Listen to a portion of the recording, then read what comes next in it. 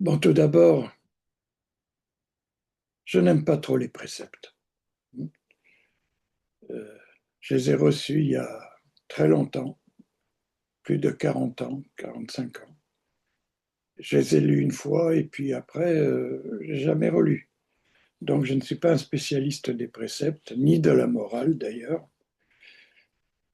Et je vais essayer de répondre, mais c'est très compliqué. En fait, on ne prend que ce que l'on reçoit et on ne donne que ce que l'on a reçu. Voilà, ça, ce sont deux points importants. Par exemple, des personnes qui vont vers d'autres pour prendre leurs paroles sages, leurs conseils, des astuces, du réconfort, et puis qui s'en vont aussitôt, presque sans dire ni merci, ni au revoir. Voilà une manière pas très bonne de prendre.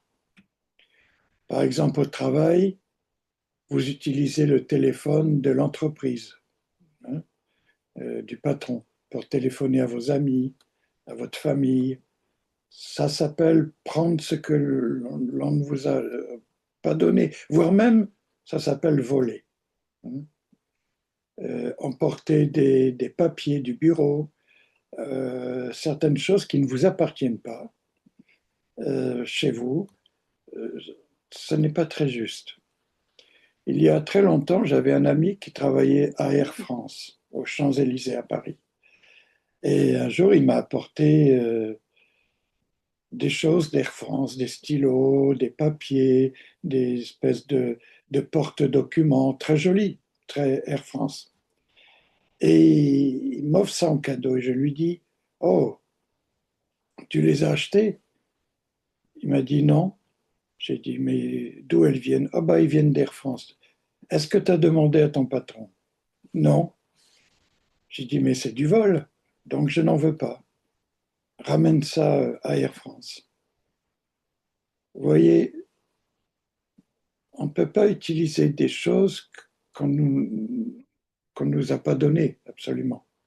Par exemple, voler les écrits des autres, les paroles des autres sans permission. Euh, Prendre est un acte, une intention. Cela concerne et les objets et l'esprit.